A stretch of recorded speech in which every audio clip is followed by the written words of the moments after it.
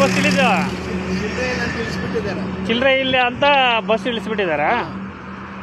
ಹಾಂ ನೋಡಿ, ಮಾನವೀಯತೆ ಇದೆ ಅವರಿಗೆ, KSRTC ಅವ್ರಿಗೆ. ನನಗೆ ಹಾಂ ಇಲ್ಲಿ ರಾಡ್ ಹಾಕಿದ್ದಾರೆ. ನಾನು ಹಾಂ ಇದ್ದೋಗಿ ಹಾಂ ಹಾಂ ಬೆನ್ನಲ್ಲಿ ರಾಡ್ ಹಾಕಿದ್ದಾರೆ. ಹಾಂ ನಾನು ಮಾತಾಡಿದ್ರೆ ಅವರು ಕೋಪ ಬರ್ತದೆ, ಹಾಂ ಹೌದು ಅಧಿಕಾರಿಗಳಿಗೆ ಹೌದು ಹೌದು.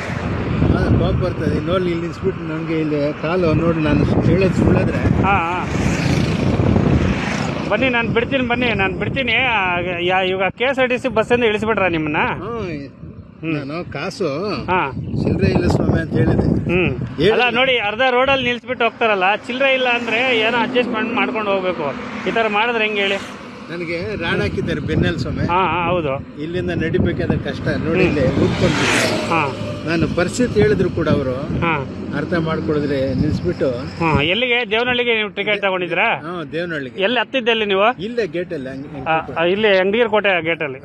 ಬನ್ನಿ, ನಾನು ಅಲ್ಲಿ ಡ್ರಾಪ್ ಕೊಡ್ತೀನಿ, ತಗೊಳ್ಳಿ, ಹಿಂದ್ಗಡೆ ಕೂತ್ಕೊಳ್ಳಿ. ಅರ್ಧ ಕಿಲೋಮೀಟರ್ ಕರ್ಕೊಂಡ್ಬಂದು ಇಲ್ಲಿ ಇಳಿಸ್ಬಿಟ್ಟು ಹೋಗ್ತಾರೆ ನೋಡಿ. KSRTC ಬಸ್ ಇನ್ನು ಈಗ ಜಸ್ಟ್ ಪಾಸ್ ಆಗ್ತಾ ಇದೆ ದೇವನಹಳ್ಳಿ ಬಸ್ ಸ್ಟಾಪಲ್ಲಿ. ಹಾಂ ನೋಡಿ, ಅರ್ಧ ದಾರಿಯಲ್ಲಿ ಈ ಥರ ವೃದ್ಧರನ್ನ ಬಿಟ್ಟೋದ್ರೆ ಹೆಂಗೆ ಹೇಳಿ? ನೀವೇ ಹೇಳಿ. ಕಾಲಿಗೆ ಆಪರೇಷನ್ ಆಗಿದೆ, ಇಂಥ ಕೆಲಸ ಮಾಡ್ತಾರೆ ಇವರು KSRTC ಅವರು. ಇವೆಲ್ಲ ಶೋಭೆ ತರುತ್ತಾ ಹೇಳಿ? ನೀವೇ ಹೇಳಿ.